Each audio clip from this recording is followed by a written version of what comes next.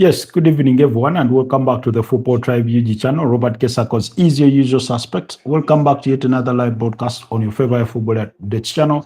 It's a pleasure to be back with you on this beautiful Sunday evening / night with almost 40 minutes past the hour of 11 p.m. that we do come to you from Kampala, Uganda. I hope you're doing okay. I hope everything is working well for you. It's a pleasure to be here with you on this beautiful day. Anyways, we'll be going through the major talking points of the Super Sunday. But as we speak, allow me watch this penalty by Christopher Nkunku against Atlanta for their game against AC Milan. And he's converted it, and it is 3-2 for AC Milan. They had been 3-1 down. Sorry, they had been 3-0 down, but have scored 2 goals in quick succession, and we could have quite the last 3 minutes of this game. So it is 3-2 in favor of Atlanta at home against AC Milan. Anyways, I hope you guys are doing well. I want to say thank you so much to every single one of you that was part of last night's broadcast. Thank you so much for making it worthwhile. Gladiator, Reluctant Gamer, Ash, and every single one of you that made it worthwhile yesterday. Thank you so much for making it extra special. And I hope you're doing okay. So we are yet here. We are yet again here for another edition of the Football Tribe UG podcast. Of course, we'll keep our focus on the key events from Super Sunday, including the ElClasico that is ongoing, where Real Madrid are 2-0 down against Barcelona. A goal from Marcus Rashford and Ferran Torres from the opening stanza is what separates the two sides. As we speak, those goals coming in the 9th minute and in the 18th minute are what separate the two sides. So you'll indulge me. I'm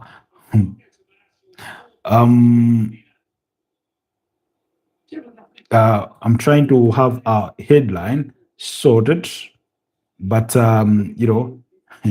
the character count there is taking me really on a high pace. But yeah, that will formulate the conversation tonight in as far as things go. But for those of you that are just joining us, welcome to the Football Tribe UG channel. Robert Kesakos is my name. I come to you live from Kampala, Uganda. I can see hello, bro. I'm from India. Hello to you too. Team India. Team India, thank you so much. India has been one of the most kindest country to me on this channel. And the reason that's why I'll never stop thanking them enough is because regardless of their allegiances in terms of sport, this is a football channel, but they come and show support. Somebody will come, will spend 15 minutes with you, 30 minutes. Some people go on to an hour for as long as you stay, and they keep you company. They'll ask random questions here and there. They'll ask anything they know about football. So thank you so much. Your prop. Thank you so much for joining us. Shurok says, where are you from? I'm from Kampala, Uganda, a small landlocked country in the eastern part of Africa called Uganda, with Tanzania, Kenya, South Sudan, DRC, Congo, and Rwanda as our immediate neighbors, countries with whom we share those borders. But yeah, like I said, tonight we'll be focusing our attention on the Premier League title race, as was the case nearly yesterday, but also in the Spanish La Liga, where Barcelona are minutes away from, seeding the Spanish La Liga title. Rafinha is back on the turf playing. Meanwhile, AC Milan have just missed a golden opportunity here. A free kick floated in by Christopher Nkunku. I don't know who gets his head to it, but it's just a couple of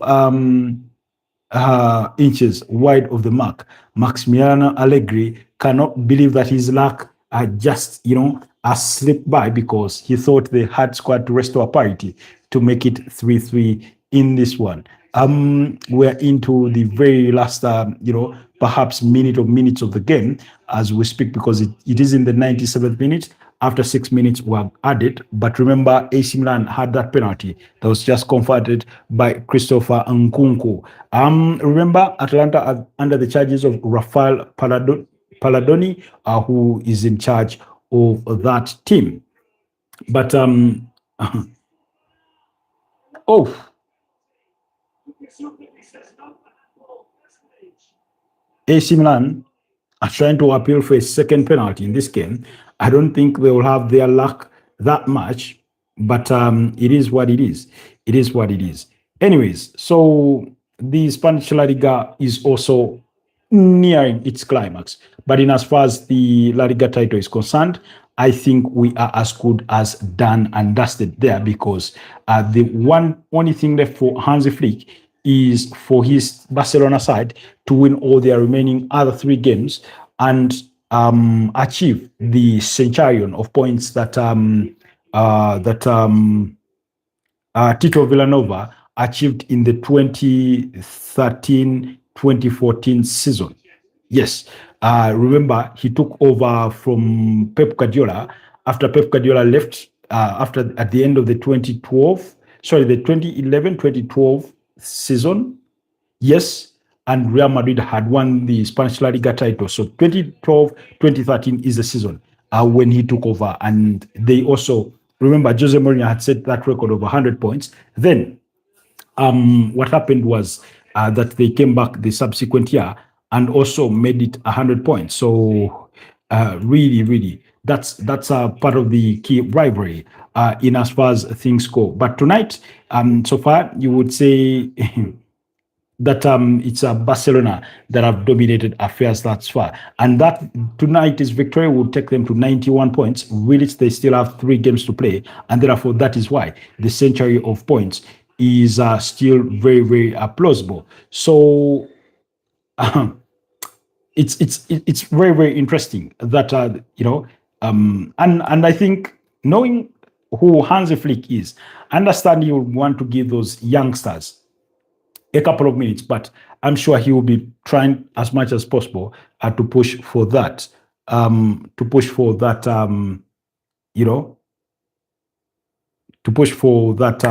a record.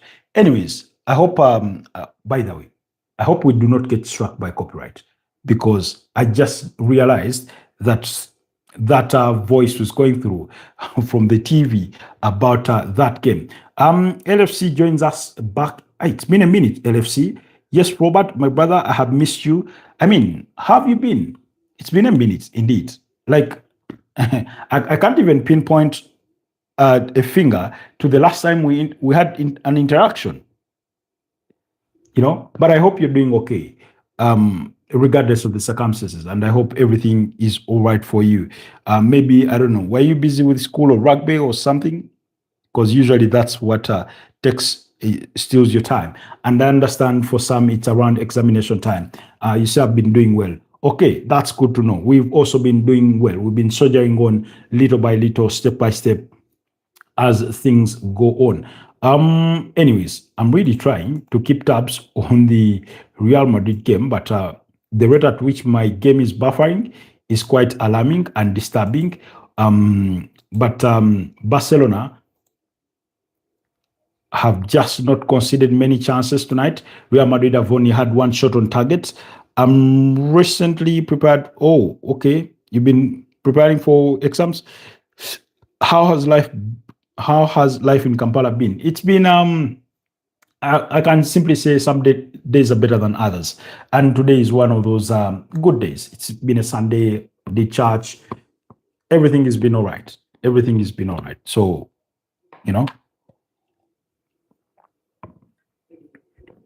but I hope you've been equally well. So Barcelona, now, it's been a game of few chances for Real Madrid. Like I said, only 1 shot on target. Barcelona have had 6 shots on target and only 2 off target, with Real Madrid having 5 off targets. Of course, the likes of Kylian Mbappe are not in this one. Fede Valverde is not in this one. And it's really dangerous.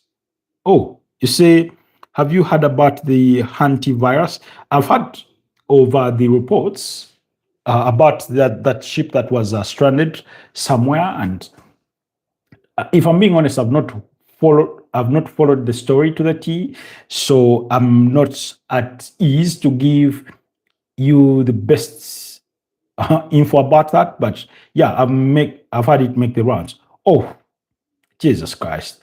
Robert Lewandowski has been kept out by Thibaut Courtois. How many times have Real Madrid needed Thibaut Courtois to keep out this Barcelona side? You say it's really dangerous. It is in South Africa as well. Well, I mean, there's sort of ever since that sort of news broke, there's been this speculation about okay, not speculation, but the anxiety of COVID-19 just 6 years ago or less, with some people having never fully recovered from that in terms of the effects, not in terms of their health, but in terms of how they live their lives and things like that. So it's just not good news to if we are having a reincarnation of anything like that. Oh, come on. That's a bit nasty. Frankie de Jong going in for the grit in this one. Thibaut Courtois. I mean, what would Real Madrid do without Thibaut Courtois? The same thing I'd ask of Arsenal fans. What would Arsenal do without David Raya? You know, because today he did come to Arsenal's rescue, not just once, but more than once. And he's been doing that throughout the entire season. You know, I'd want to know David Martin Raya. He was immense today. He was immense. Otherwise, the conversation we'll be having tonight in regards to the Premier League title race will be entirely different. Oh, come on. Who is this? Oh, Palacios. Now, like I said, Real Madrid are being humiliated. 2-0 down against their arch rivals in Barcelona, who are sealing the Spanish La Liga title. The ElClasico is simply that. Under normal circumstances, they would be hoping for better circumstances, but it is what it is. You say I'm sorry, but it's that's it for me tonight. I'm exhausted. It's good to see you happy, smile. It just brightened up my day. Good night, Robert. Bro, I will be back at some point during the week. Brother, much appreciated, LFC. I wish you the best of luck in the new week and in your respective endeavors, be it school, be it exams, anything where you concentrate your lifestyle on. So Ash says, thanks. For those of you that are not familiar, she's relating it to that with Arsenal. She's saying thanks, Arsenal, because Arsenal have just given them a huge let-off in as far as the relegation battle is concerned. But Ash, give me your objective opinion. That moment, that goal by Callum Wilson, do you think West Ham's goal should have stood? Or do you think it was the right decision taken by VAR to cancel it out? That because West Ham had scored late on in the game to restore parity following Leandro Trossard's goal in the 80s there that had given Arsenal the lead.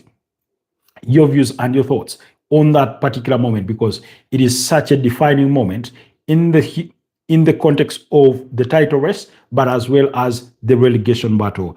You say it was a clear foul. Okay, do you contend with the argument that Arsenal have been doing that all season and have gone away with it, or the circumstances are quite different in this time round when you take that moment frame for frame for what it was? Because we're going to discuss it at great length in as far as the channel is concerned. We're going to discuss it at great length, you know.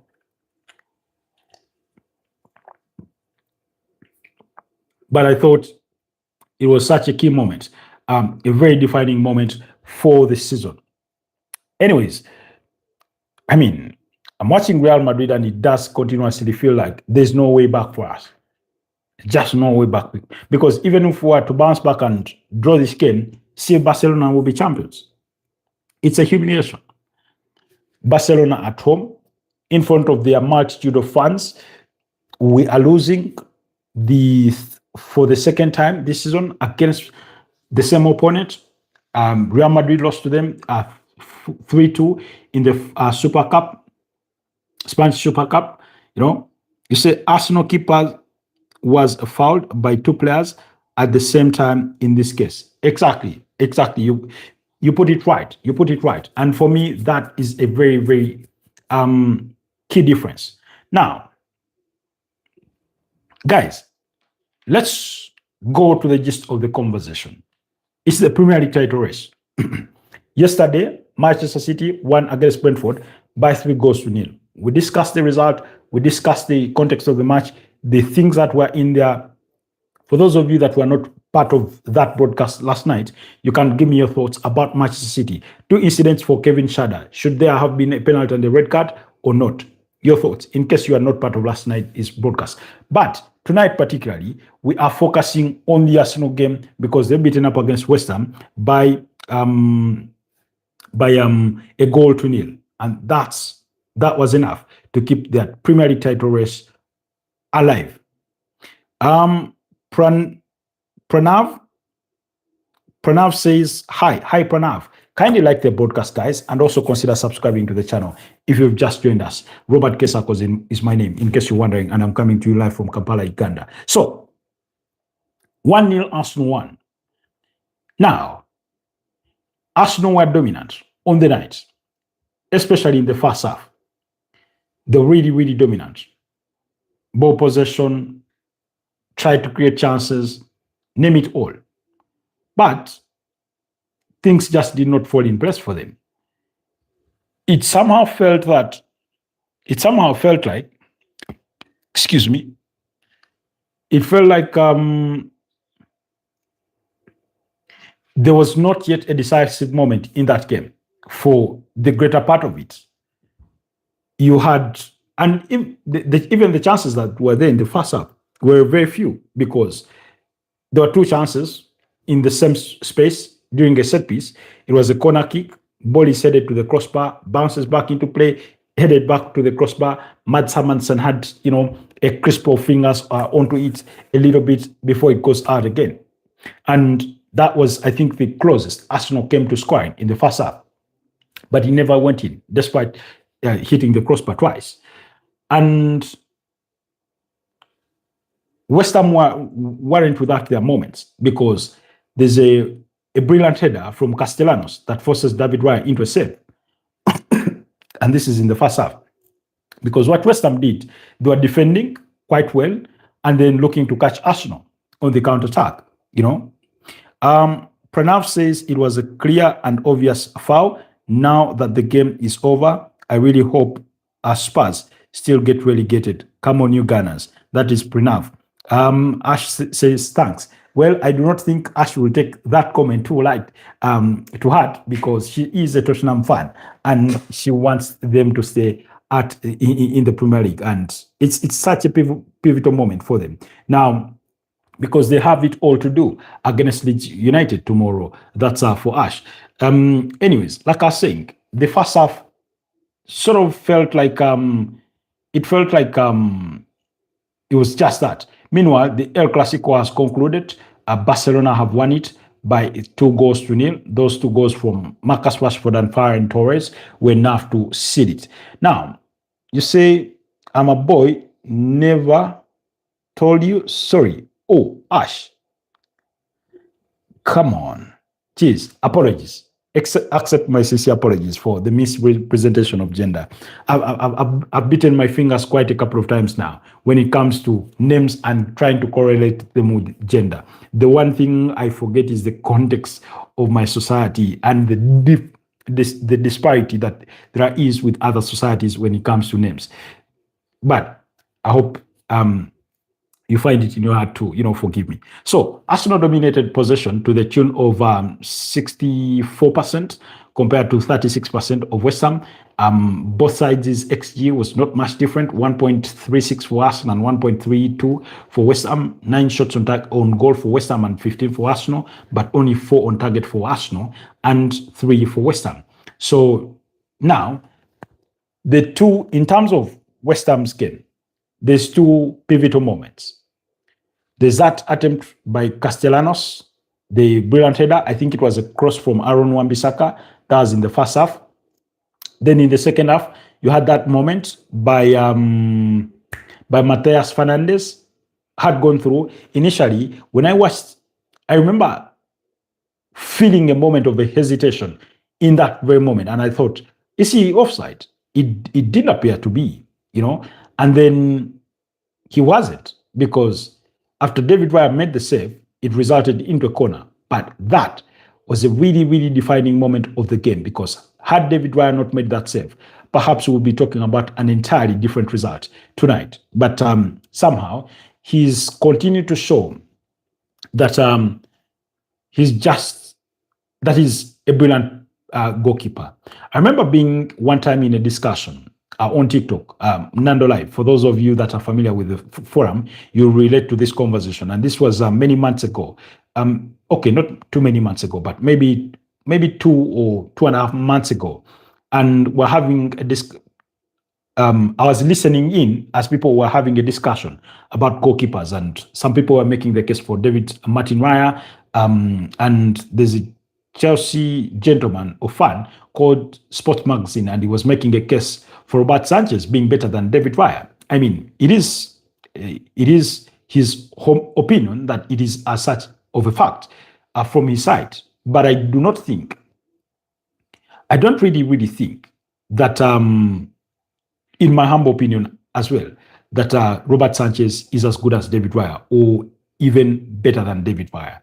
And because we've seen this season in, season out, one would be quick to argue that, maybe that, Raya is only good this season. But he has kept his 18th clean sheet of the season, and therefore that means he has already won the Golden Glove for the 3rd consecutive season. Only 3 other goalkeepers have done that. Jose Manuel Pepe Reina in 2006, 2007, and 2008. 3 consecutive Golden Gloves. Then Joy Hart, 2011, 2012, and 2013. And then Edson Morales Santana at Manchester City, 2020, 2021, and 2023. Now, Martin Raya has also done it, winning the Golden Glove 3 consecutive seasons.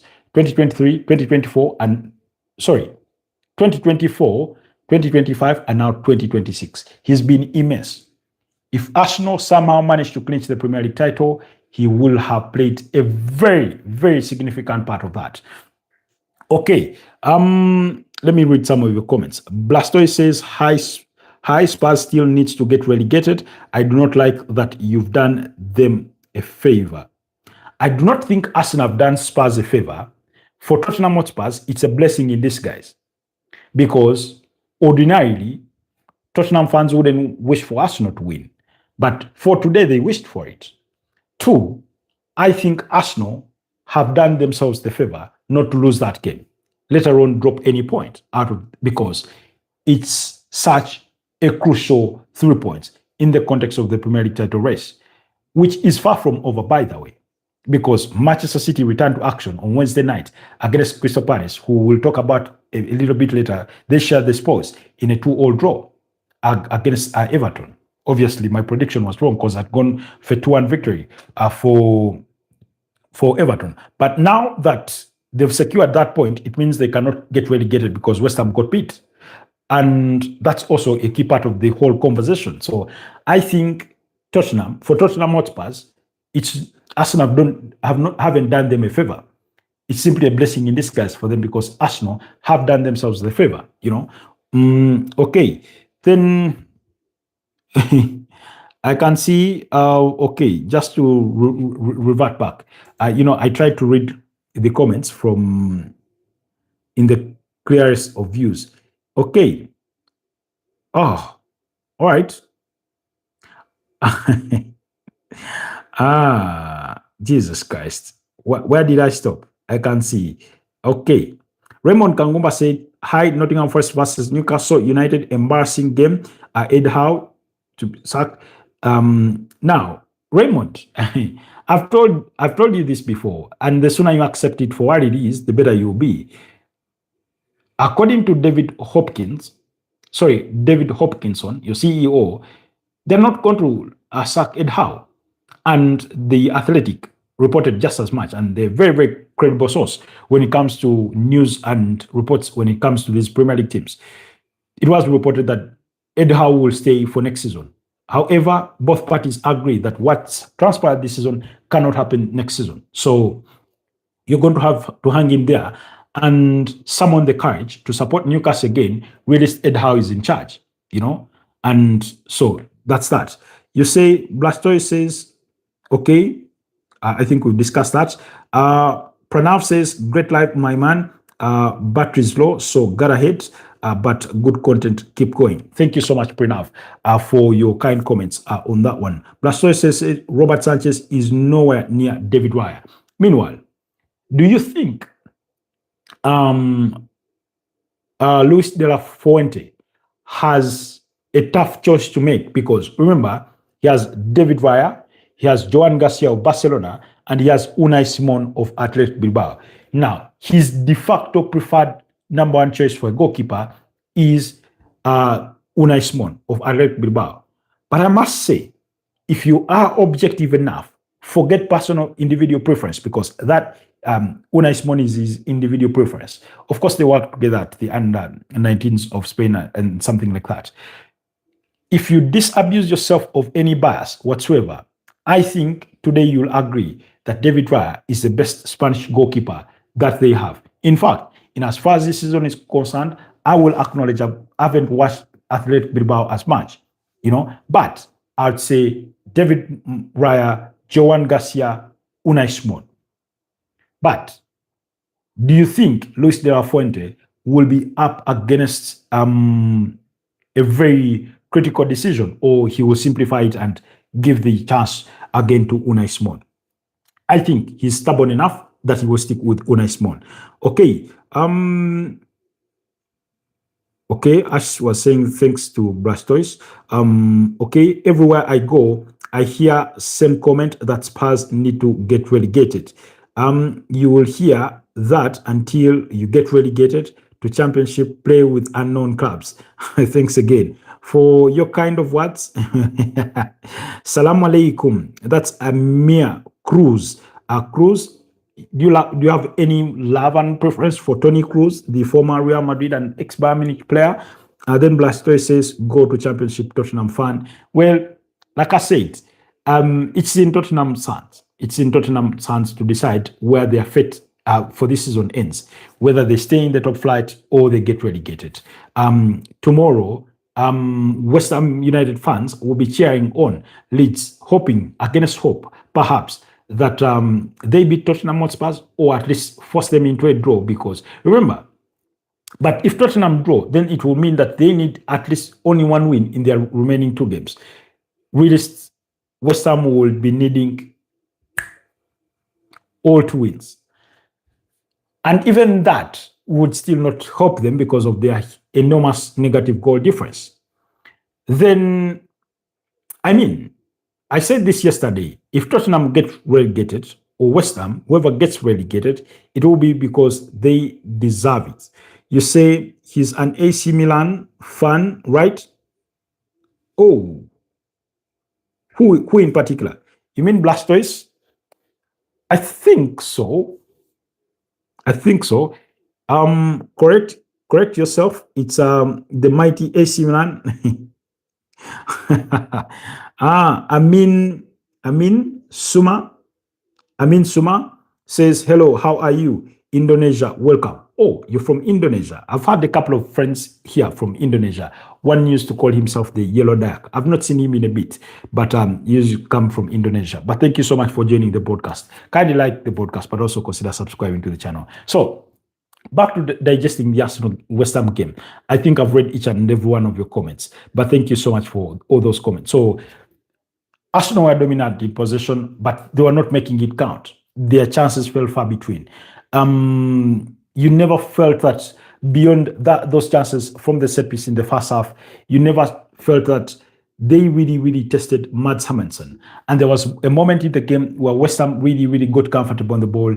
They had it in their favor. They had it in their stride. They were pushing really hard for it, but they never capitalized on those key moments when the opportunity fell to them. Like I said, David Raya was forced into two brilliant saves tonight.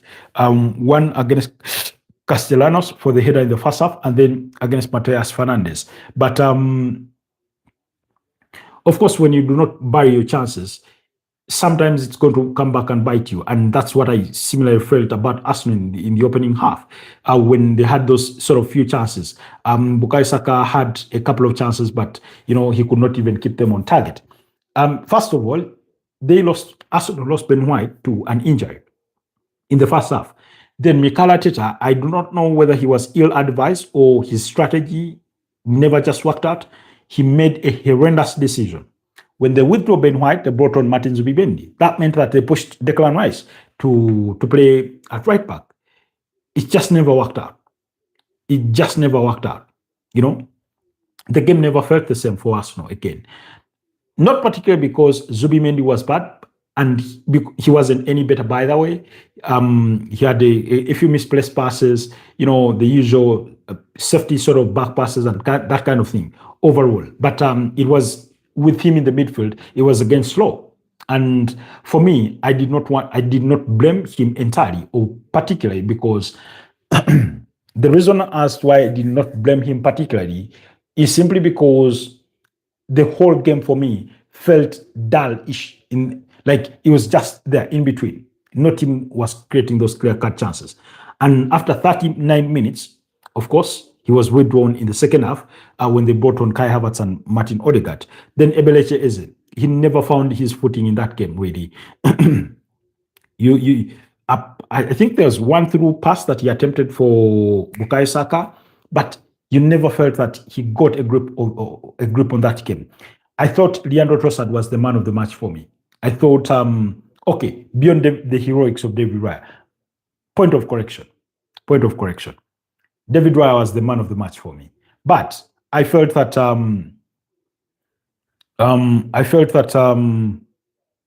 Leandro Trossard was the better player in terms of the on-field players. I thought he was the better player on the day. You say, I think they lost to Atlanta. Yes, they've lost by 3-2. That's AC Milan. Bastos says, do you listen to Mark Goldbridge? Every now and then when I land on his clip or when I'm scrolling through my TikTok, I'll listen to it. Sometimes I do chip in for that show that they do with Robbie Lyle, usually when they are making predictions prior to the weekend and things like that. I'm not a routine listener but if I find the time, I do listen to it.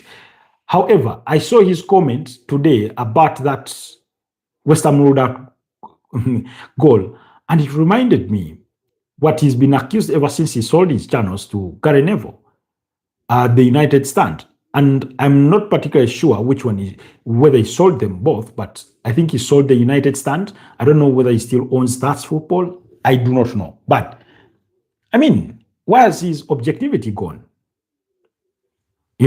Because Arsenal go on and score on the other side in the 83rd minute. Martin Odegaard, for whom a lot of us have greatly criticized during the course of this campaign, he provided the assist. Very sublime. I think Thomas Tuchel had a brush of that ball, but before it hits the back of the net. And then Arsenal celebrate wildly, and so did their fans. And I remember telling those that celebrated wildly, this game is far from over. Because initially, when we started watching the game, I said it is going to end in a draw. It nearly did. Regardless, never mind that my prediction last night was a 2-1 victory for the Arsenal. Not a perfect score, but nonetheless a victory. You say, thanks for your thoughts. It's 2:42 a.m. in India. Bye-bye. Thank you so much, Ash. I don't know. For some time, I've been under the perception that you're from the UK. I don't know why. Maybe because of the Tottenham badge. But, hello, said Pidgemal is inconsistent. That's a statement of fact. When you say Pidgemal is inconsistent, that's a statement of fact, in my opinion. And I'll tell you why. Because over the course of the season, we've seen fouls that are sometimes given and sometimes they're not given. It's always been the nature of football, to be honest. You've never had that sort of flatline level of consistency when it comes to the officiation of the game, whether pre VAR or post when VAR is coming to action. There's no way you get that level of consistency. Not even the UEFA Champions League. So because we saw those cases in the Barcelona Atletico de Madrid game when you draw comparisons to the Arsenal Atletico de Madrid game and among other games, you can see that there's a certain level of inconsistency. Why? Because the individuals that keep officiating these games keep varying. It will be very concerning if the same officials keep showing their own level of inconsistency. I'll give you an example. Chris Kavanagh, let's say today he awards a penalty for, let's say, a handball, because particularly Arsenal had a penalty shout out for when they accused Pablo for having handled the ball in the area. And I said right from the onset that there's no way they are giving that as a penalty. Why? Because the guy was already in the floor. Where did you rather he put his hands? So it was never a penalty for me. Imagine he awarded that for a penalty, and then in another incident, he finds a similar circumstance and he does not award the penalty. Usually, the inconsistency varies with individuals, but sometimes even individuals are culprits. Now, where I come to criticize it for the lack of consistency is me asking, do these guys go back post every match week and sit down and say, these were the key moments from, let's say, match day 35, A, B, C, D from this game A, game B, blah, blah, blah. You explain each moment for what it is. Go through the interpretation of the rules and the situational analysis, because it goes beyond the interpretation of the rules. There's a situational analysis to it. If it's a handball in the area, handling the ball in the area is a statement of fact, but what are the circumstances? So for example, in this particular case for Pablo, the circumstances was that he had already hit the ground. He was flat out on the floor. Where did you want him to put his hands? Of course, nowhere near good. So once you digest it in that perspective and have a proper analysis of the situation, then because every decision that is made in the game of football, it sets precedent for the next game. And usually that's where we begin to see the inconsistencies. This weekend, let's say Michael Oliver gives a foul, let's say for a slight push in the back on a defender by a striker before they hit the ball in the back of the net. Then the subsequent weekend, you have a Chris Kavanagh cancelling out the same goal. And now, 2 weeks later, you're having the same goal being disallowed. So that sort of inconsistency is what I speak to. Now, when it comes to the application of VAR, sometimes it does feel selective, because there are moments that you think VAR should be reviewing, and then it appears that they've not. Now, the one thing that I've come to educate myself of is that just because we do not get the desired reaction does not mean they've not checked. Usually 2 things happen. They'll check every incident. The conclusions are what differ. I'll give you an example. They review incident A and conclude that we need to summon the match official to the pitch side monitor and show them what we've seen, and they make their decision or revert the decision they've just made. In another case, they review the incident and determine it's not a clear and obvious error by the referee, therefore they do not necessarily have to intervene. They do not need to call the referee to the pitch side monitor. Then you also have match officials like Michael Oliver, who known for being stubborn, that you just do not call him to the pitch side monitor. He's not the kind of guy that you constantly calling out and say, you need to go and review this. Oftentimes he's objected to those calls, Then also, you have cases where they intervene and still make the wrong decision. The referee has made a mistake, they've intervened, they've not called him to correct his decision. So those are the scenarios. So pitch mall is inconsistent overall across board. That's a statement of fact. But when we go to today's incident, because it was such a key moment in the game, it was very late on in the game, it's such a key moment to the context of the Premier League title race, it's such a key moment for the context of the relegation battle. You said Chris Kavanagh forced to VAR today. You feel he was forced? Well, again, that's going to be a bit subjective. Now, the one thing I want to understand from you, and it's good to have you, Gladiator, back on the broadcast. So, for those of you that are not familiar, Gladiator and I have interacted in different forums off of this platform. Do you think that there was a foul against David Raya? Because that is the starting point. Do you believe genuinely there was a foul on David Raya? I'll give you my humble opinion. And my humble opinion is as such that there is a clear foul on David Raya.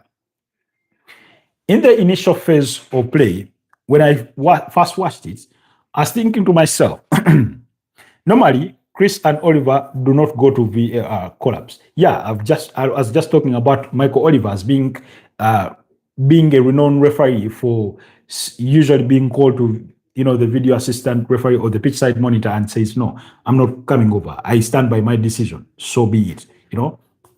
He has that, I don't know whether you call it confidence or arrogancy or stubbornness, whichever way you may want to define it. He has that about him. Now, going back to actually, foul play was there. Exactly. Thank you. Now, initially, when I first look at the moment, my focus was on Mads Hammensen. And I'm thinking, Raya has his hands on the ball. Of course, he does not get a grip of it. Basically, it's been fumbled in the area. And I'm thinking, Mads Hammensen has not committed any foul. Then I look at the next player in the next phase of the replay.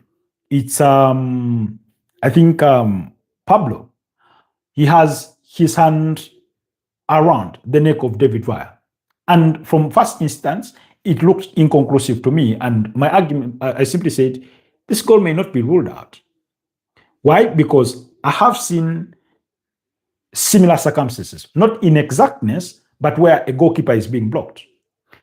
Now, here is the difference to all the other scenarios that I've seen before in comparison to that of today, is that this one is deliberate, that he has his arm around his neck. But what makes it for me the last roll of the dice is the clip that I watched of, I think it was Jean-Claire Todibo, who was pulling David Raya backwards.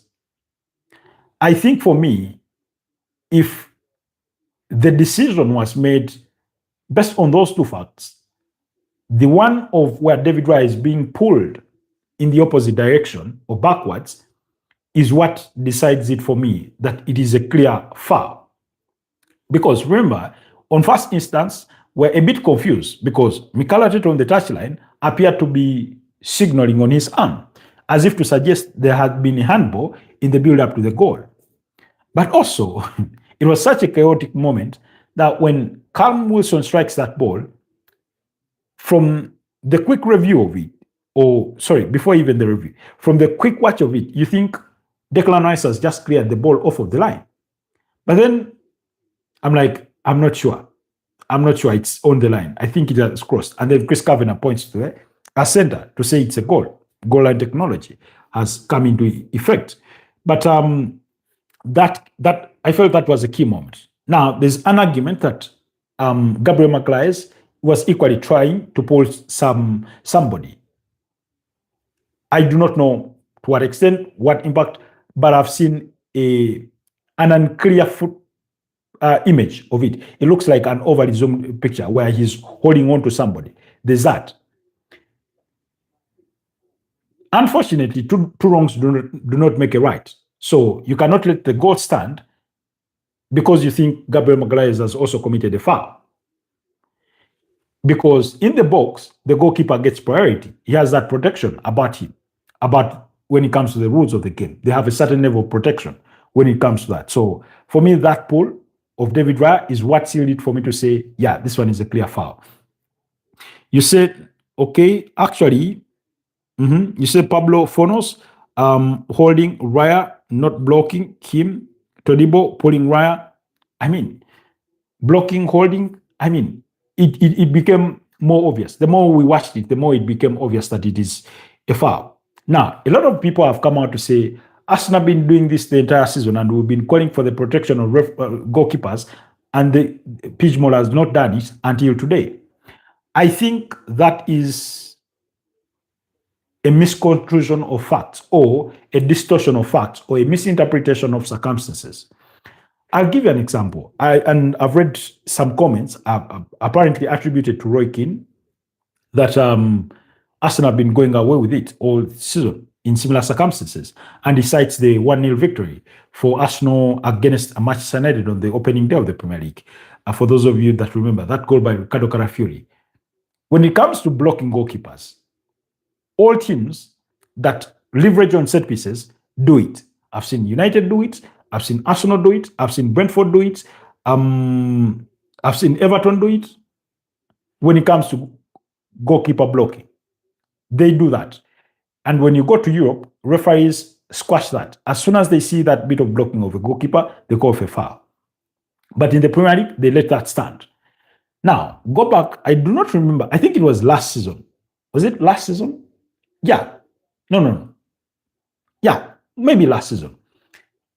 Arsenal scored a goal through Leandro Trossard, and it was ruled out because Ben White had been judged to have been pulling the West Ham goalkeeper, who was Mads Hermansen, I think at the time.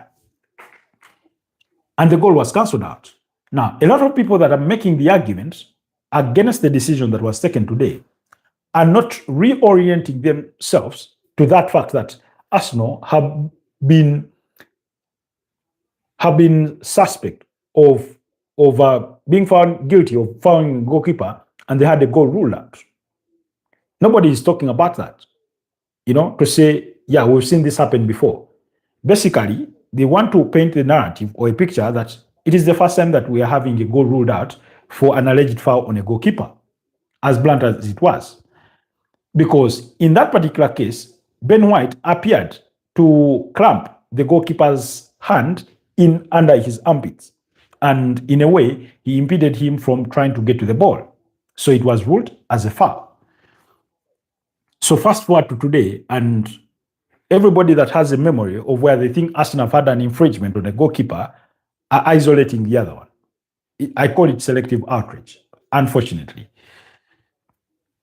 But I think for me, it was a clear foul, and therefore it is unfortunate for West Ham that the goal does not stand to help their cause for fighting against relegation. But I think it was football justice.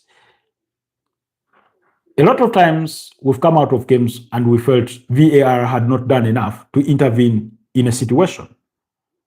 And we know what usually happens. What's done is done. You do not get the points. You do not get the game replayed. You suffer the consequences of a poor decision. Today, you felt that they were spot on.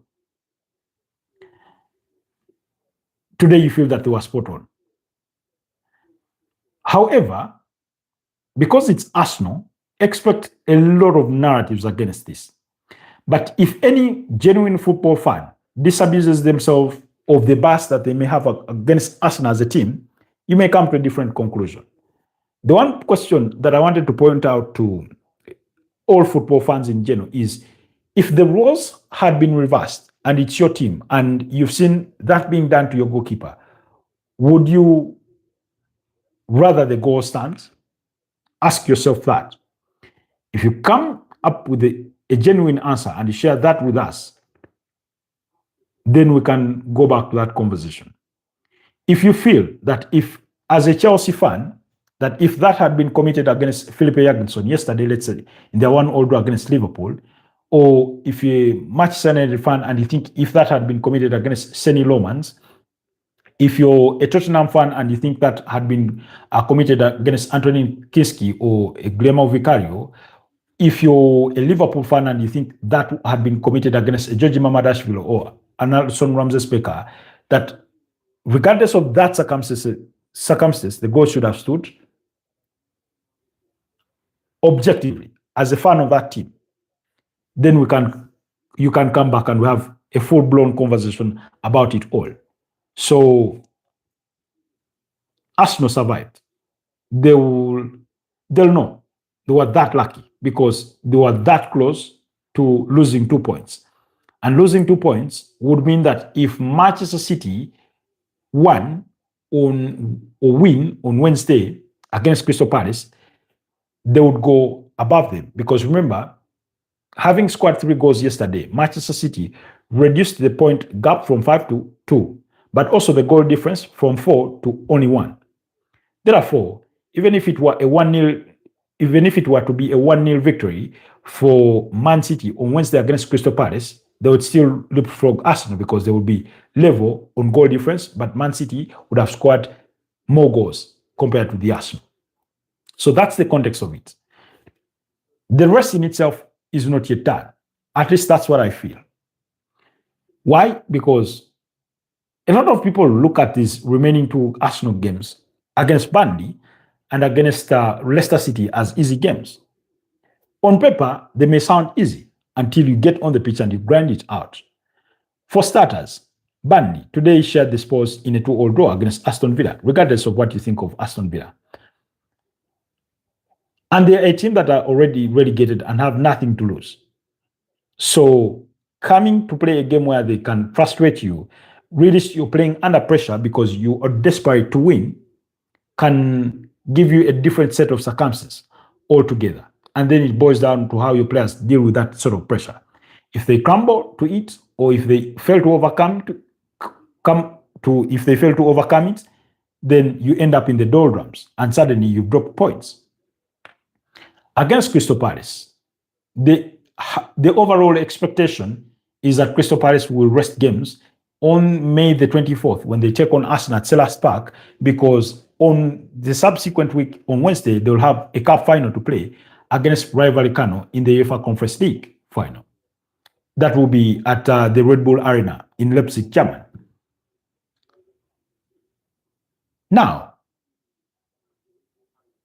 that is speculative until we get there. But it would also be a wise decision for Oliver Glasner, especially now that his team cannot be relegated. Nonetheless, what if it gives some of his star players minutes to keep game rhythm? You know why? Because teams do this a lot. They have a very crucial game coming up, and they field one of their star players almost risking injury. They know that at the back of their mind, but just to keep them in that game rhythm. A player like Ismail Sarr, who's scored a good chunk of goals for Crystal Palace this season, I think he's been one of their best forwards in as far as this season is concerned. How do you,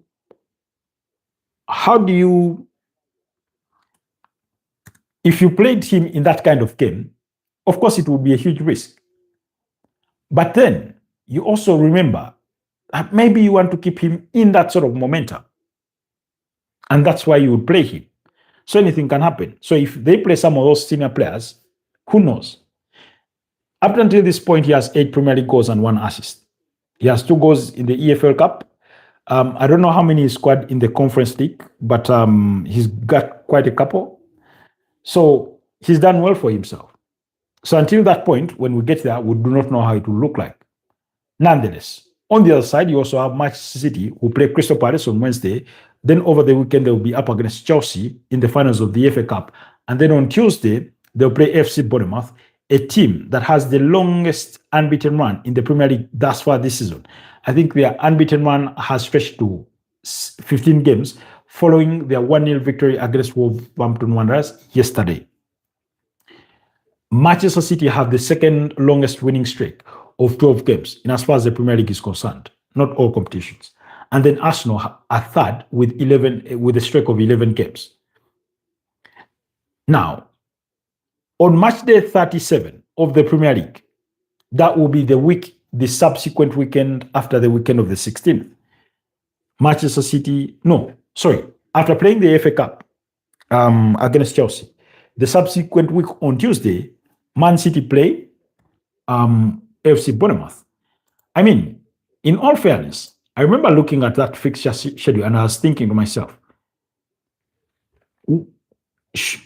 couldn't this game be scheduled for a Wednesday at least? at least a Wednesday, but no, they did it. Elijah Mann says this is all wrong. Where does this guy get his news from? What is all wrong? Nothing is wrong, Elijah, but it's good to have you on the podcast. So, in that set of run of fixtures, after you have Crystal Palace midweek, you have Chelsea in the cup final on Saturday. That game kicks off at 5 p.m., I think, East African time. And then you have a game the subsequent week on Tuesday. And then the weekend after, which will be the final day of the season, May 24th, when all games will kick off at the same time, you have to play Aston Villa. Now, I do not think Man City will find trouble in beating up against Aston Villa because Aston Villa will come in that game on the back of a midweek fixture on Wednesday, May the 20th, when they will be playing against Freiburg in the finals of the Europa League. That will be at the Besiktas Park in Istanbul. So it's a critical time there. You say the dates are wrong. What dates are wrong? I don't think I've given any wrong dates. And if I did, I think I self-corrected the mishap. You're saying Millwall are in League One. I've not mentioned Millwall. Bro, there aren't 7 fixtures late. I wish I had an idea what you're talking about, but if I didn't know any better, for the length of time that I've spent on these streets, I'd say you're misconstruing the facts. So, for Man City, 3 games left to play. For Arsenal, 2 games left to play. So, that's the context. Who will blink first is still a possibility.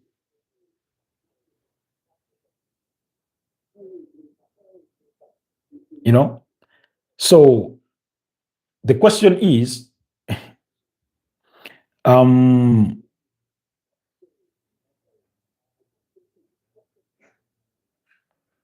what are you finding wrong? What fact is wrong? Let me first ask you.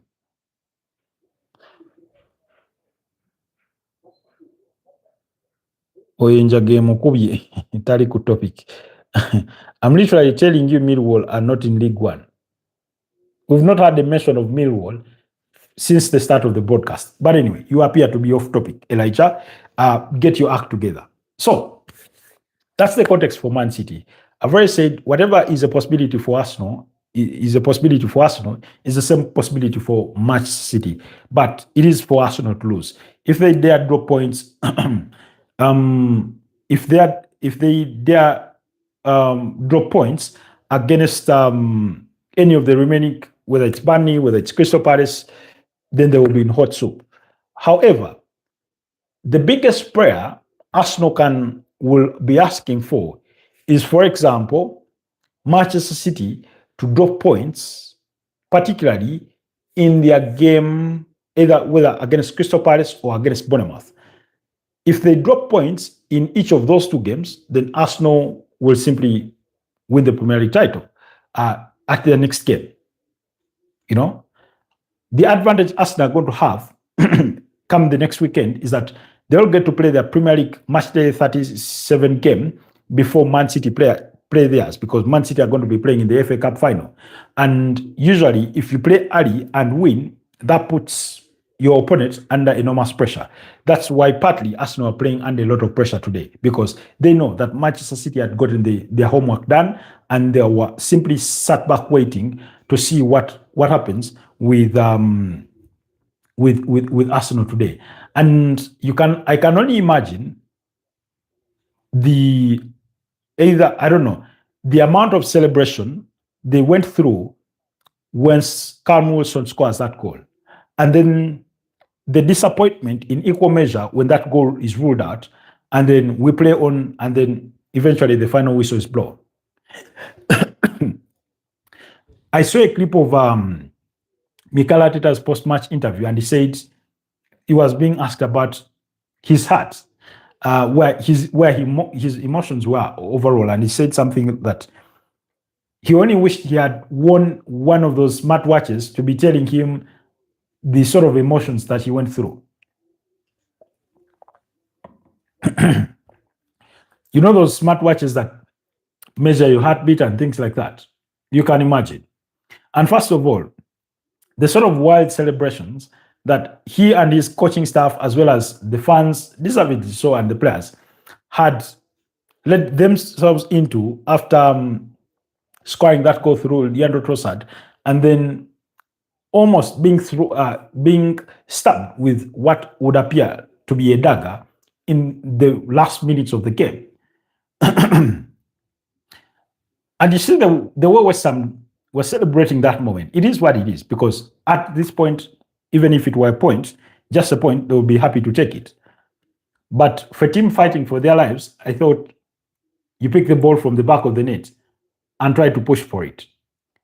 However, trying to push for it, all the 3 points, can be a double-edged sword. The same way you want it, the same way they would have loved it. So I don't think I would be too harsh on them about that. But yeah, Arsenal have kept their title hopes alive, because in as far as the Premier League table is concerned, they're at 79 points. If they win all their remaining 2 games, they will end up at 85 points. If Manchester City win all their remaining 3 games, it will put them at 83 points. So that is the simple mathematics there. Okay.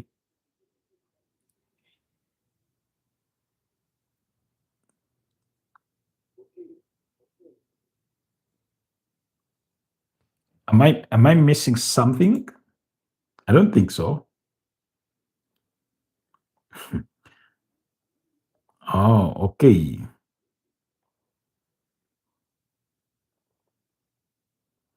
Let Elijah be. Just let Elijah be. Just let Elijah be. So, anyways, I think we can we can leave the Premier League title race at that. But in the other games today, like I said, unexpectedly, Aston Villa dropping points against Burnley. I mean, I found that not unthinkable, but odd in a way, because you've gone a goal down through Anthony, you equalize through Ross Barkley, then you go 2-1 up, and 2 minutes later you're conceding through Fleming. And you see, the kind of results that Aston Villa have registered against Burnley is what should cause concern to Arsenal and their fans and the team at large. That really, on paper, it appears to be a simple game. These guys have nothing to lose. All they are playing for is their reputation. Maybe the little bit of what will pass for an advantage is that Arsenal will have that game at home. So it will be at the Emirates. It will come on Monday. Interesting bit. It will come on Monday Night Football. Maybe they need that bit of rest. So it will come on Monday night, and then on Tuesday, then Man City will play. Okay. ElClasico, I told Madrid shouldn't just come.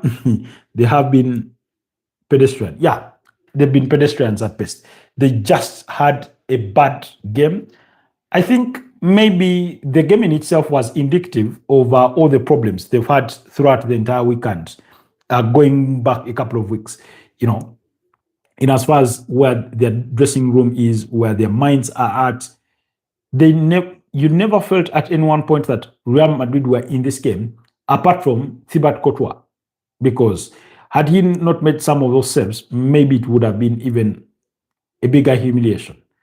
Like I said, Barcelona have won their 29th Spanish La Liga title at the expense of Real Madrid. It's a humiliation. They've had to celebrate in their faces, but more importantly, now Barcelona are going to chase that La Liga record of 100 points. Remember, they achieved their 100 points in 2012-2013 season under Tito Villanova, who had succeeded Pep Guardiola. But the season prior, Jose Mourinho had achieved the same number of points. So Barcelona will be doing this, I think, for the second time. I don't know. I'm not sure about the prior history, like in many years gone by. But in terms of recent history, this would be their second time to amass 100 points. They still have 3 games left to play. They have 91 points, and therefore, if they get those 9 points, they will achieve a centurion of points. Knowing Hans Flick, knowing that they have really nothing left to play for in as far as the season is concerned, that's just the record they will be pushing for. But Marcus Rashford, if those Barcelona fans were starting to doubt his importance in that team, then maybe today was indicative of his significance in that team, particularly at a time when Rafinha has been out. I know he did return in today's fixture, but I thought that was one key take home for me, that Marcus Rashford could still come in handy when it comes to this. Flo, which says, please make Slot get sacked, please. Unfortunately, Flo, I'm not the one who makes your manager get sacked or otherwise. It's up to his minders, his bosses, that will decide whether he gets sacked or not. Gladiator, are you of the view that Arne Slot should get sacked, or do you conform to the opinion of Jamie Carragher that he should be given another season to correct his own mistakes? Okay, I think I skipped a comment. You say, I'm worried of Bellingham's performance. Will Tuchel take him to the World Cup? Really? He is very down ever since he came back from injury. I do not think there's been, for me, I think it's been across the entire season. Maybe I judge him harshly, but I judge him based on the standards that he set himself. In his debut campaign, he did tremendously well. He looked like he's going to be the next poster boy for that Real Madrid side. But this season, he's been far from it. Now, the only way I see Thomas Tuchel taking him to the World Cup is through media influence. Other than that, Jude Bellingham, Phil Foden, I do not see them in that squad. In fact, today as we speak, I would make a case to say Mars Lewis Kelly could have better odds of making it into that squad than Jude Bellingham and Phil Foden. I'd make that case, really. That's how I feel about that. Okay. Ash says, champions of Spain. Yes. Congratulations, Ash, on your triumph of the 29th Spanish La Liga title.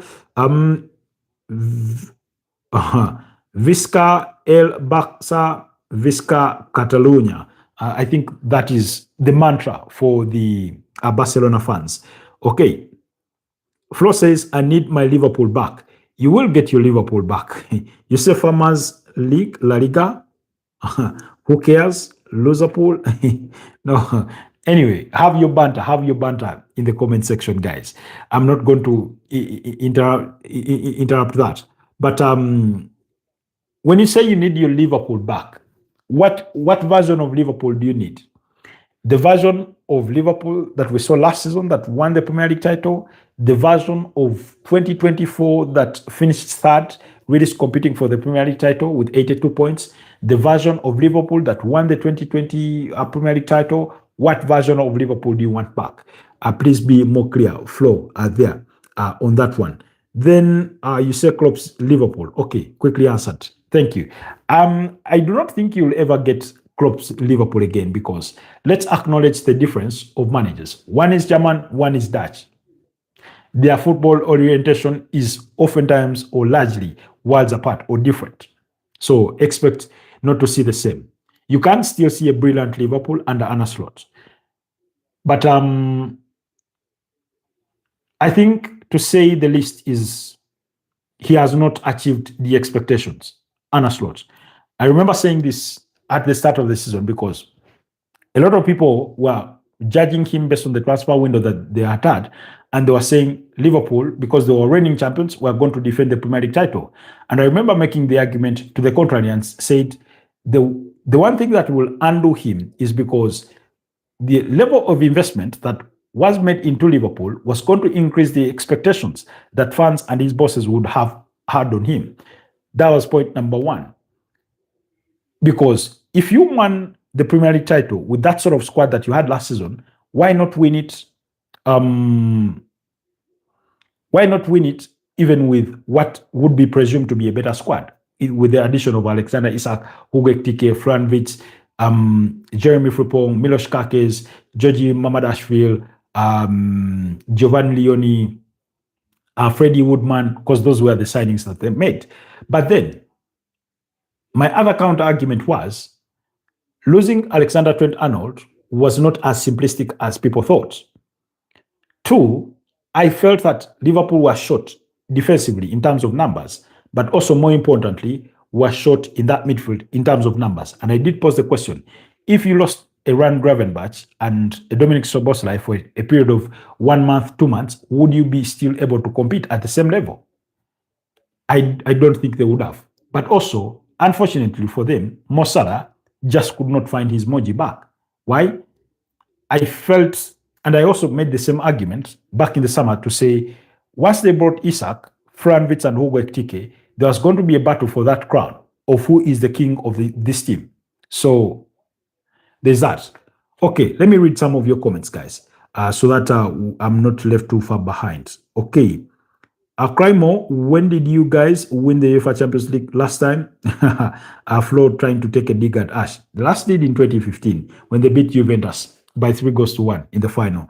You say, okay, Gladiator says, nah, I call for Slot to be given 1 more season to show us he can put up things together and organize this Liverpool team. I think I do share a similar school of view. However, it will be a double-edged sword, because if it does not go right, chances are it could get worse than it already is. So, but they have to take a bet on him, given that they've already invested that much in him as well. Okay, Flo says, a decade ago, you won trophies this season, as many as Slot has hair on his head. Jesus Christ. When did you win the last time, Farmer? Tell me, at least we are back to back trophies. Okay, the one crying today is you, a Klopp of Liverpool. Okay, I'm not the one asking my manager to be sacked. You are. I did not come at you. You did. Okay. Over a decade, keep your basa to yourself, Farmer. Okay. Whatever that is. Celebrate your trophyless season, cry more, etc., etc. Ash says, you won it 2005, and after that, 2019. So, see how many seasons your club didn't win it. Okay, that's a very honest mathematical reminder of how long it can take. Okay, Slot should be given 1 more season, okay, to organize his side. I think we've gone through that. Yeah, because it's the hardest league on the planet, mate. So you act like we never won it. We ain't Arsenal, mate. Jesus Christ. Ash, did you need to drag Arsenal into the conversation? Jokes aside, mate. Jokes aside. Okay. And you guys won it like 12 times. Jesus Christ. Players to settle in a little bit more. Yeah, Fran Wirtz to try and acclimatize more to the league. Milos Kakes to get more well adapted to Liverpool's way of playing. But I think they will need a right back. First of all, they are going to need a left back because Andy Robertson is leaving. So they will need a backup for Milos Kakes or somebody that can compete with him pound for pound. He's what? Now 22. Milos Kakes, so he could easily lose his spot if he's not careful, by the way. Then that's at left back. Then at right back, I feel sometimes, yes, Conor Bradley will come in and give you a performance here and there, but not too sold on him as being the lead starter. Then Jeremy Frimpong, remember Jeremy Frimpong was accustomed with playing in predominantly a back three system, where they played with 3 center backs, and then he will play as a wing back. So the responsibility of that may sort of differ with the sole responsibility of being an entirely right back by himself. But Anyway, he's Dutch. So we'll wait to see how that also goes down. In terms of adaptation. And then they need to have Alexander Isak at least playing at least 30 Premier League games a season, as opposed to these constant injuries that he's been hit with. And then we see what Liverpool are really, really made of. It's very unfortunate that they've lost Hugo Ekitike to an Achilles injury that could cost him an entire year of football. It's very, very unfortunate. And usually when players return from those lengthy injuries, they are more susceptible to suffering other injuries. So we'll have to wait and see how it goes down with that one. Okay. When will be the next one? 15, losing to Atletico. Okay. You couldn't beat Chelsea yesterday at Anfield, man. Do not. Okay. Dennis Bergkamp says Premier League champions. Not just yet, Dennis Bergkamp. Are you Premier League champions? I understand the sense of optimism, the sense of belief and faith, but you may have to hold on to your cup a little while longer and wait and see.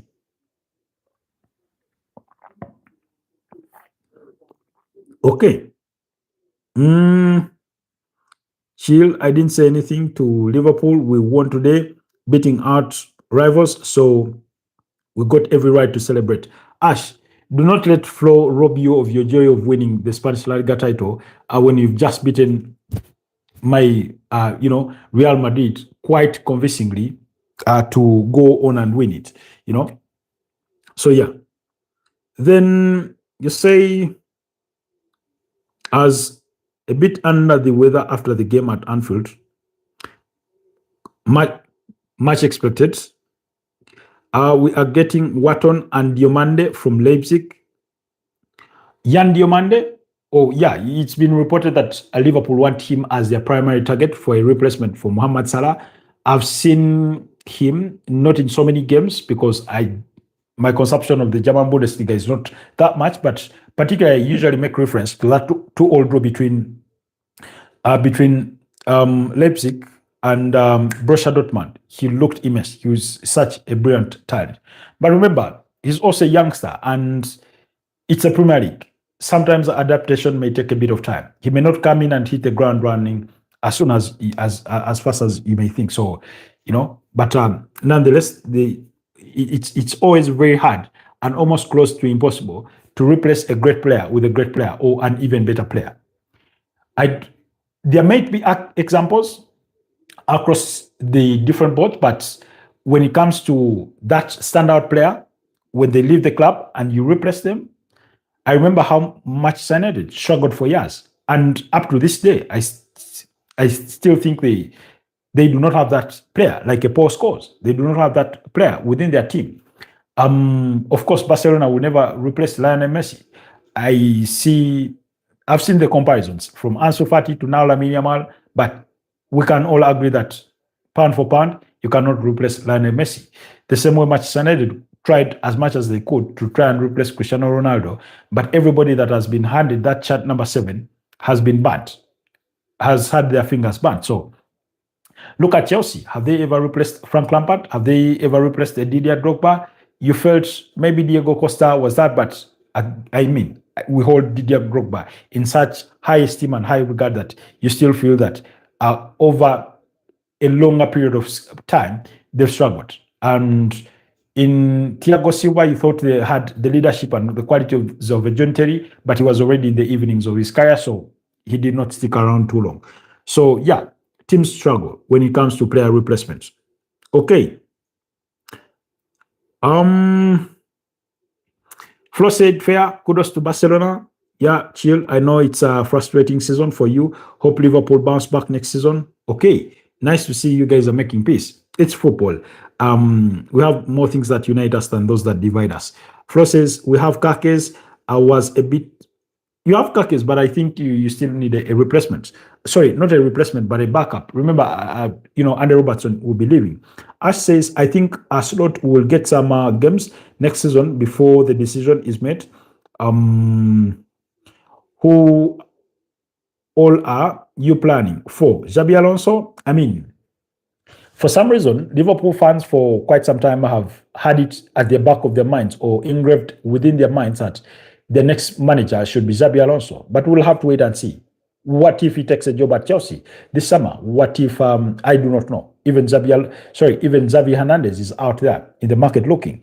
We'll have to wait and see. But Liverpool are not a sacking club. Rarely do they sack managers. Usually they would rather see it out at the end of the season and then make the decision and say, yeah, it was nice knowing you, but midway the season, it doesn't come very often. But they've done it before, of course, but not very often. Okay, Aflo says no way he stays. More than 2 games we have left. I do not know. I do not know. I'm not tall enough to tell you what will happen tomorrow, but anything can happen in the world of football. I think I'll leave. I'll say that should be Xavi. No other way around. Okay. Oh, you prefer Xavi? Okay, that's a good take. But even Xavi would have to prove himself at a club like Liverpool. Of course, it will be his first time in English football in terms of managing it. So let's wait and see. Maybe after new signings, Slot will get some games to prove himself. Else, yeah, Zabi looks good. Okay, I would be really surprised if keeping manager getting bored at home. I mean, you see, we fans have a voice, but there's a ceiling to that voice. Sometimes you feel there is a ceiling to that voice. If they stick with him, unfortunately, you have to come back and support the team. But I hope he has a great start to next season as well. I remember when they won the first 5 games of the season, and everybody was saying, "You see, they're going to defend it." As busy making the argument, one, that even though they were winning, it never felt convincing. You felt something was lacking constantly. Gladiator says, also don't think that Paul will sack their manager. We did sack Rogers back in time. Like I said, yeah, it has happened before. In October 2015, you sacked him, but was it October or September? But yeah, you did sack him and brought Jurgen Klopp. But you remember when Jurgen Klopp did not start in high glory, he had his struggles at the start of his career. And I remember there's an avid fan here, an avid Liverpool fan here in Uganda. She's also a sports journalist, TV radio presenter called Fifi Fiona Pinky. At one time, she said the only thing Jurgen Klopp is good is being a motivational speaker and hugging players. That's how she was disappointed with Jurgen Klopp. But with time, he proved himself. So usually Liverpool have that sort of track record of being a bit patient with managers and giving them the time they need to eventually thrive. So we'll have to wait and see how things will go for Liverpool. By the tail end of the season, I think they will do just enough to qualify for Champions League football. I feel that if Chelsea are to qualify for Champions League football, they may have to go through the window. However, that window feels like it's also fast closing because it was to do with finishing 6th. As we speak, they are 9th on the table, and they are 6 points adrift of 6th place. Now, if they are to qualify for the Champions League by finishing 6th, here are the things that need to happen. First of all, they would have to pray that Bournemouth, Brighton, and Brentford all do not accumulate points any further. Or at least, particularly for Bournemouth and Brighton, because Brighton has a better goal difference compared to Chelsea. Brighton have a positive 10 and Chelsea have a positive 6. So that if they finish 6th and it does not end there, after finishing 6th, they would then have to pray for Aston Villa to finish 5th, but also win the UEFA Europa League. So that what would be the 5th Premier League table slot for the UEFA Champions League is then handed to a team that finishes 6th. Increasingly, it is looking unlikely because Bournemouth just need a draw like this to guarantee that they will finish above Chelsea in their next game. So that's the whole mountain climb. Then the other alternative for Chelsea to qualify for Europe is by winning the FA Cup and therefore qualify for the UEFA Europa League. That's the other window that they have. But it's going to be such a huge blow for Chelsea in terms of their finances when they are out of Europe. So Gladiator here is more privy to perhaps to the circumstances of Chelsea's finances that I may be, but it will take a huge toll on them, financially.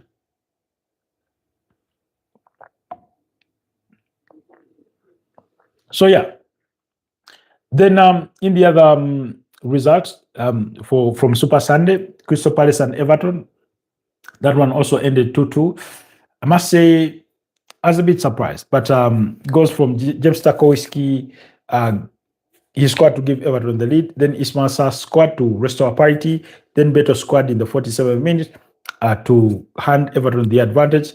And then Jean-Philippe Mateta scored the equalizer in the 77th minute. So the points were shared. And then Newcastle and Nottingham Forest shared the spoils in a 1-1 draw.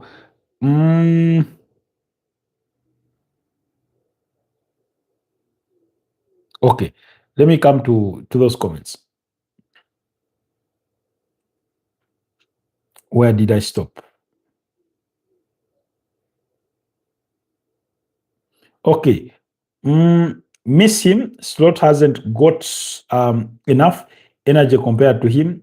That's true. Winter transfer market, I saw Chelsea going for Fermin Lopez. Is still ongoing. Well, and when it comes to the transfers, we'll have to wait. But I do not think Barcelona are going to be keen to letting so many players go, especially given how difficult they may find it in signing players, especially elite talent, So we'll have to wait and see. Then, so Nottingham Forest, Harvey Barnes scored in the 74th minute, and then Elliot Anderson scored in the 88th minute to rescue a point for Nottingham Forest. That means these clubs, Nottingham Forest, Crystal Palace can no longer be relegated. That's as well as Newcastle, because West Ham got beat today. Then Leeds still have, do they still have something to fight for? Yeah, because if they lose their next two games, then Tottenham Hotspur could finish above them. Remember, they play Tottenham Hotspur tomorrow night. So it's such an important game. If they can rescue a point out of that one, they'll confirm that they cannot be finishing anywhere below 16th. And even a point would be enough to send them above Nottingham Forest. So that's a key part of it, really. Then for Burnley and Wolves, their fate is already sealed. And then West Ham will be hoping against hope that Leeds beat up against Tottenham Hotspur so that they remain within a point behind them going into the final two games of the season. So that's the significance of it in as far as things go. So, yeah. Okay, let's run through the other results from elsewhere. Plodo says hello from Serbia, Belgrade. Wow. I think you're the first person to join us from... No, you're not the first person to join us from Serbia. There's somebody that was on yesterday from Serbia. Say hello from Serbia, Belgrade. How is Serbia? Then Gim says, my cousin helps run small creator event and asked if you would actually be down to come out for a streamer meetup next month. 88 people only joined. Where is the event at? Vit says, please pray for Liverpool to get a new manager named Xavi. Wow. All the best, mate. Flo, I hope you've subscribed to the channel. Flo Vits. I don't know. I have this feeling, and it's just a gut feeling, and correct me if I'm wrong. Okay, do not correct me. But let me ask Flo, what country are you from? I have a gut feeling. Which city do you live at? I live in Kampala, Uganda. Thanks for asking. So, in the other results, elsewhere, away from the Premier League, Mallorca and Villarreal ended in a 1-1 draw. Valencia somehow managed to beat Bilbao by a goal to nil. Jesus Christ. Mad at these ones. Real Oviedo and Getafe, goalless draw. Barcelona, Real Madrid, 2-0. Like I said, Marcus Rashford and Ferran Torres. So that means, in terms of course, like I said, Barcelona are champions, but in terms of the battle against relegation, that means Valencia have equally improved their chances of surviving relegation. So we'll have to wait and see. Flo, you say you're from Birmingham City. Okay, good to know, good to know. But I hope you've subscribed to the channel. I hope you've done us that favor so that we can see you next time. And I need more Liverpool fans on the channel. I need more Manchester United fans on the channel. I have a couple of Chelsea fans, but I need more of them. I have a couple of Arsenal fans, Barcelona fans, Real Madrid fans. Just call your mates to chime in, to come and join the forum. Okay, we actually have some people from Uganda. It's mostly just small streamers / content creators meeting up, doing collabos, clips and games and networking stuff. Nothing special there. Okay, maybe I'll take that under consideration, but thanks for offering game. We'll wait and see. Then in the German Bundesliga, Hamburg beat up against Freiburg by 3-2. Cologne lost to Heidenheim by 3-1. Cologne, Union Berlin beat up against Mainz by 3-1. Interesting set of results are from the German Bundesliga, especially when they have only one game left to play. That means, by the way, that victory puts Heidenheim out of bottom place. Therefore, there's also an interesting phenomena in the German Bundesliga. The bottom 3 teams have 26 points. Now, remember how it works is that the bottom 2 gets relegated straight away. And then the third from the bottom gets in a playoff with the third team from the lower league. And whoever wins is the one that plays in the subsequent season in the Bundesliga. So St. Pauli are at the bottom of the food chain with 26 points. Heidenheim, 26 points, and Wolfsburg are down there in the cleaners in as far as the German Bundesliga is concerned. Okay. I think I have a comment to oh no. Okay. Then the other is the Italian Serie A. Como beat up against Hellas Verona. Meanwhile, it's been confirmed that Como will play European football next season. They still have, I think, an option to self-determine what European football. But for now, some form of European football. Following that 1-0 victory against Hellas Verona. Cremonese beat up against Pisa by 3-0. Fiorentina and Genoa shared the spoils in a goalless draw.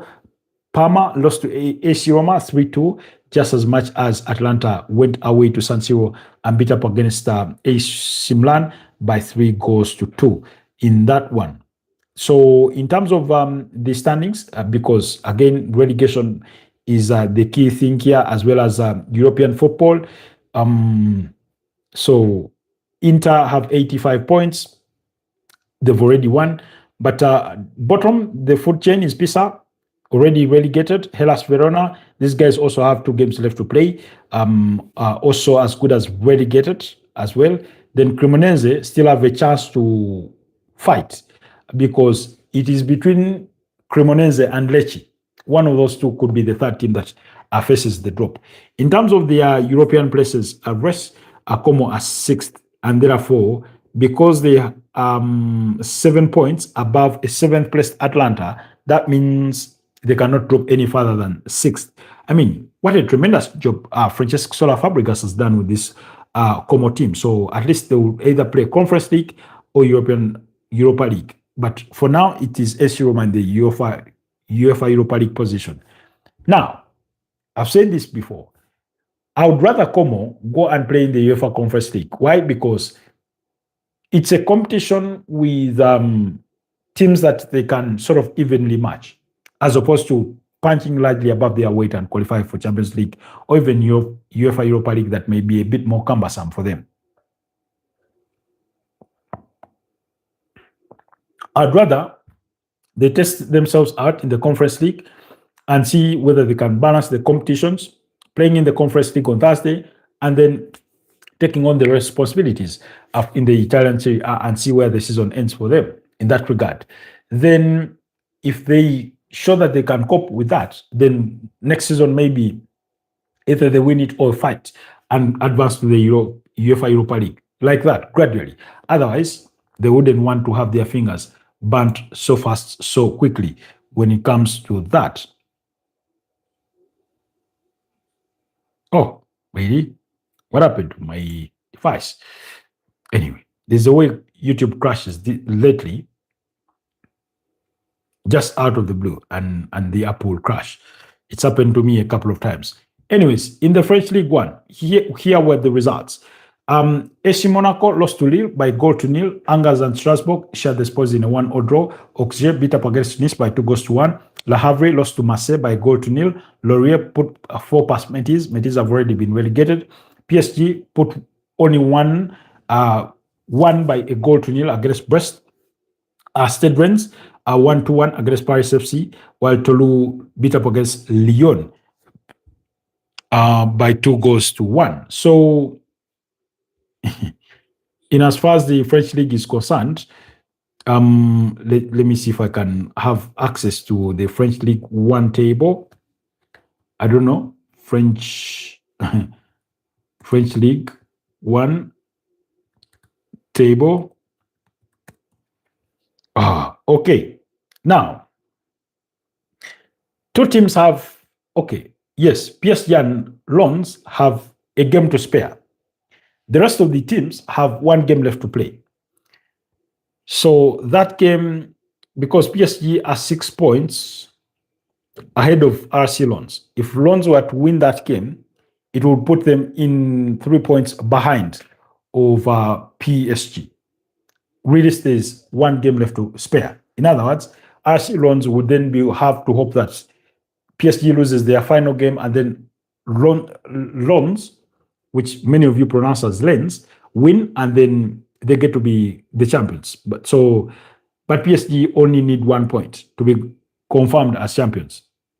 So, but either way, you expect to see Lens in the Champions League next season.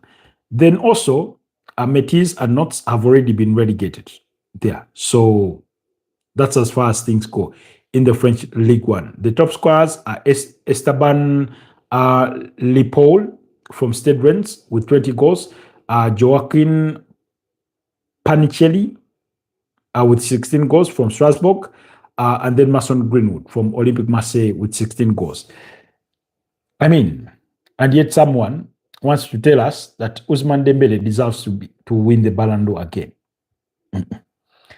That's just press. Anyways, guys, why don't you allow me quality wrap? Thank you, Gim. Thank you, Flo. Thank you, Plodo. Sorry, Plodo.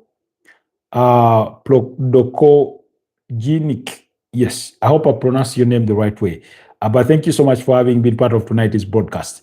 Thank you so much, Gladiator. Always a pleasure to have you around. Ash, it is always good to see you around. Then, let me see. Elijah, even though you are off topic. Ash, thank you so much. Then, Pranav, thank you so much. Raymond Kangumba, always a pleasure. Sorok, thank you so much. LFC, it was good to have you. Yo Prop, thank you so much for having been part of tonight's broadcast. All of you that like the broadcast, all of you that just subscribed, all of you that watch our live broadcasts long after they've ended, we do not take your love and support for granted. You're much appreciated. Gladiator says, thanks for the show. Thank you so much, my brother, for showing me your kindness and continued support.